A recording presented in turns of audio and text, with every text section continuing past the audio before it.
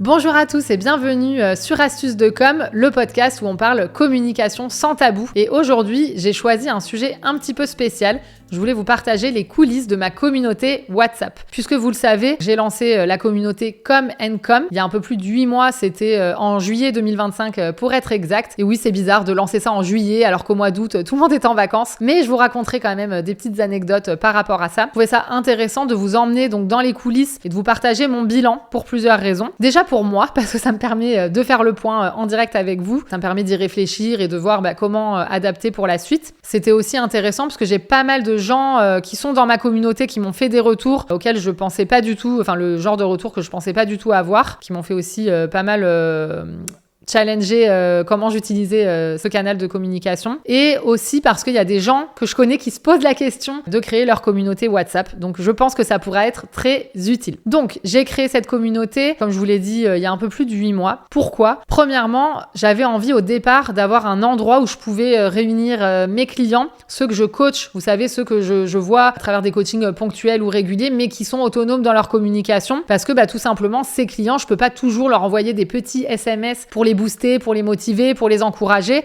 surtout quand l'accompagnement est terminé. Donc j'essaye quand même de le faire en commentant leurs posts et de temps en temps en leur envoyant des petits coucous. Mais je me suis dit ça serait intéressant d'avoir ce canal où je peux envoyer des coups de boost un peu de manière générale à tous mes clients ou anciens clients. Et aussi pour vous, les personnes qui écoutez donc le podcast Astuces de Com, je trouvais ça intéressant de pouvoir avoir un lien privilégié. Parce que dans cette communauté, on peut échanger, on peut... vraiment, on est plus proches les uns avec les autres. Et surtout, j'ai des personnes qui m'écrivaient régulièrement sur les réseaux sociaux et je trouvais ça intéressant de les remercier en les intégrant dans cette communauté. Donc au départ, c'était vraiment ça. Et puis finalement, je me suis dit, en fait, ce canal, puisque je vais envoyer des coups de boost réguliers, que moi, ça me demande quand même du temps de diffuser des conseils chaque semaine dans cette communauté, autant que ça puisse servir à d'autres personnes. Et donc, en fait, j'ai communiqué sur cette communauté, notamment sur LinkedIn, sur Instagram, et j'ai des gens qui nous rejoignent au fil du temps. Donc, de toute façon, c'est soit des personnes qui écoutent le podcast, soit des prospects, soit des clients, ou soit des personnes qui me suivent sur les réseaux sociaux. Donc ça, je trouve ça hyper intéressant. Finalement, ça m'a permis de voir un peu plus grand sur l'utilisation de ce canal, puisque quand on prend du temps, je suis la première à le dire, dans sa communication, c'est important d'optimiser tout ça pour que ça puisse servir de manière plus large. Là où j'en suis aujourd'hui, donc au bout de 8 mois, donc je crois qu'on est à peu près à 265 personnes dans ma communauté, ce qui est très bien. Au début, moi, je disais « Oh, mais c'est pas beaucoup, c'est nul, etc. » Mais en fait, non, c'est énorme d'avoir réussi à réunir ces personnes, surtout que c'est vraiment, pour moi, un canal un peu VIP. Donc, je cherche pas, finalement, à avoir 1000 personnes avec du recul, parce qu'au début, je savais pas trop. Maintenant, ce que je veux, c'est avoir peu de gens, mais par contre, des gens qui ont besoin de ce coup de boost, parce qu'en fait moi j'écris chaque semaine, donc pas tous les jours mais à peu près 3 fois par semaine, j'envoie des messages donc soit de motivation, soit je partage un peu des conseils que j'ai qui sont inspirés de mes podcasts ou de posts que j'ai eu envie d'écrire. Ça peut être des conseils inspirés de rendez-vous clients concrets que j'ai eu, et des fois je lance des défis. Par exemple, une fois j'ai lancé un petit challenge, c'était aujourd'hui, cette semaine votre défi c'est de travailler votre profil LinkedIn, et donc ceux qui ont voulu relever le défi, parce qu'il n'y a aucune obligation, ont pu suivre tout au long de la semaine mes conseils pour améliorer leur profil LinkedIn, et à la fin de la semaine, ceux qui avaient relevé le challenge avaient progressé sur cet aspect-là. Et ce qui est intéressant, je trouve, sans me jeter des fleurs, c'est que j'essaye de lancer différents sujets. Parfois, on va parler LinkedIn, parfois, je vais parler d'Instagram, et parfois, je vais aller sur d'autres sujets. Je vais parler, pourquoi pas, de la newsletter, parfois, je vais parler de freins qu'on peut avoir en communication, donc c'est plutôt large, et tout le monde peut y trouver son compte. Faut pas oublier que mon objectif, c'est vraiment de booster les gens, donc parfois, j'ai des personnes qui ont été là, ça les a aidés, et puis à un moment donné, c'était peut-être une charge pour eux de recevoir régulièrement ces messages, donc ils ont quitté la communauté. Je me rappelle, j'ai des gens qui m'ont envoyé des SMS en me disant « Je suis vraiment désolée, j'adore ce que tu fais, c'est génial, mais moi, là, c'est trop pour moi et je suis pas dans cette énergie en ce moment. » Et c'est très bien, puisque moi, je veux que des gens qui veulent se motiver dans leur communication quand ils sont dans cette communauté. Donc au niveau du bilan, je suis vraiment plutôt contente du nombre de personnes que j'ai, et finalement, ça m'a aussi permis de créer du lien avec des personnes qui écoutent mon podcast et qui n'osaient pas m'écrire sur les réseaux sociaux, parce que ces personnes, alors dans la communauté, tout le monde ne peut pas commenter mettre des posts, des messages régulièrement, sinon ça serait un peu la foire. Donc c'est un canal plutôt descendant. Donc moi je vais mettre des posts, des commentaires, je vais poster des messages, etc. Les gens peuvent commenter mes messages. Donc il y a certaines personnes qui vont répondre en disant ah bah oui, merci pour ce conseil, c'est vrai que je l'avais pas fait. Ou alors il y en a qui vont aussi partager un autre conseil et c'est ça qui est hyper intéressant, c'est que c'est vivant et que ça peut aider un maximum de personnes. Et j'ai parfois quelques personnes qui m'ont envoyé des messages en privé sur WhatsApp parce qu'il faut quand même savoir que tout le monde a accès du coup à mon numéro de téléphone privé qui est aussi mon pro et j'avais un peu peur de ça, mais en fait ça se passe très bien. Et puis de toute manière, moi je fais la part des choses. Si quelqu'un me déborde ou m'envoie trop de messages, je saurais cadrer, je pense.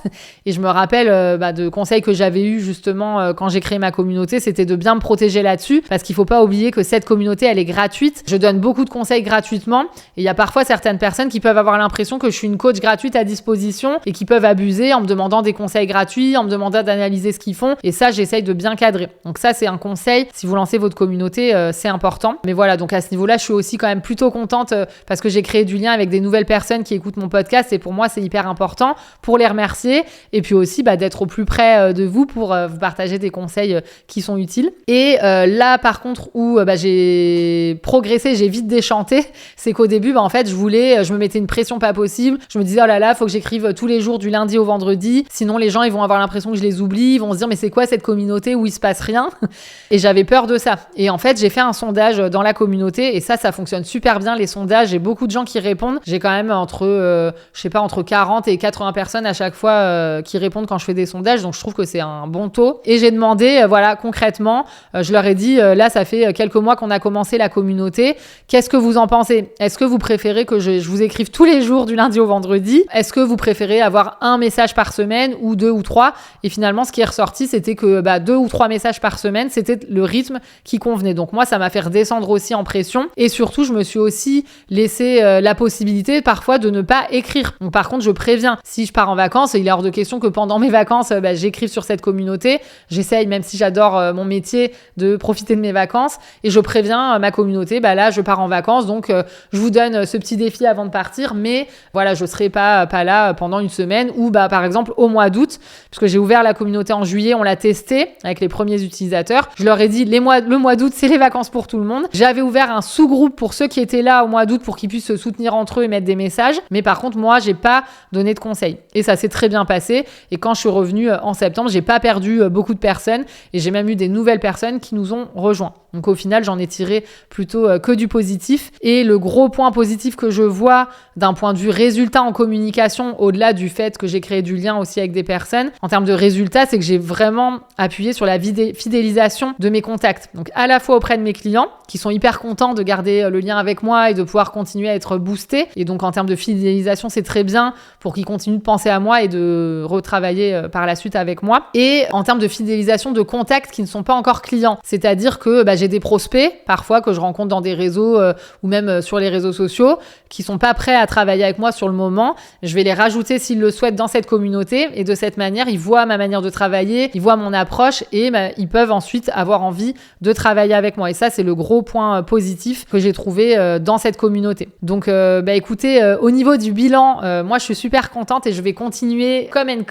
D'ailleurs, si vous n'êtes pas encore dans la communauté, n'hésitez pas à nous rejoindre. C'est tranquille, sans pression. C'est vraiment pour avoir des coups de boost en communication et arrêter de culpabiliser pour rien. C'est vraiment important pour moi de rendre accessible la com. Je partage des conseils hyper faciles à mettre en place. Donc, si vous voulez nous rejoindre, vous retrouverez tous les liens sur mes réseaux sociaux et même en description de cet épisode. Si vous souhaitez lancer votre communauté WhatsApp, moi, j'aurais tendance à dire allez-y, mais allez-y pour les bonnes raisons. Si vous souhaitez y réfléchir, contactez-moi, on pourra en discuter avec grand plaisir. À bientôt sur Astuces de com.